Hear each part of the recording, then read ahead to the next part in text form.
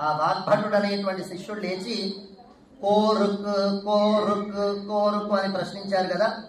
హిత భుక్, మిత భుక్, రుత భుక్ అని చెప్పేశారు. అయిపోయింది.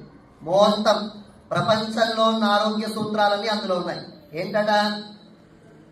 హిత భుక్, హితమైన దాన్నే మనం స్వీకరించాలి. హితమైన దాన్ని అని అంటే కేవలం ఆహారం మాత్రమే కాదు. ప్రపంచంలో మనం తెలుసుకున్నాం, ఆహారం అంటే నోటితో తీసుకునేది మాత్రమే కాదు. కంటికి దృశ్యాలు ఆహారం, చెవులకి శబ్దాలు ఆహారం, ముక్కుకి వాసనలు ఆహారం, చర్మానికి స్పర్శలు ఆహారం, నాలుకకి రుచుల ఆహారం. కనుక మనం ఈ జ్ఞానేంద్రియాలతోని ప్రపంచంలో ఉన్నటువంటి అన్నింటినీ మనం అనుభవిస్తూ ఉన్నాం.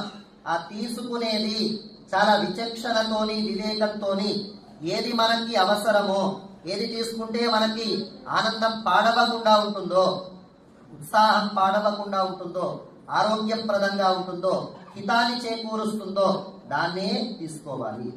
దానికి హిత భుక్ అని పేరు. అంటే సాత్వికమైన దాన్ని మనం స్వీకరించాలి. హిత భుక్.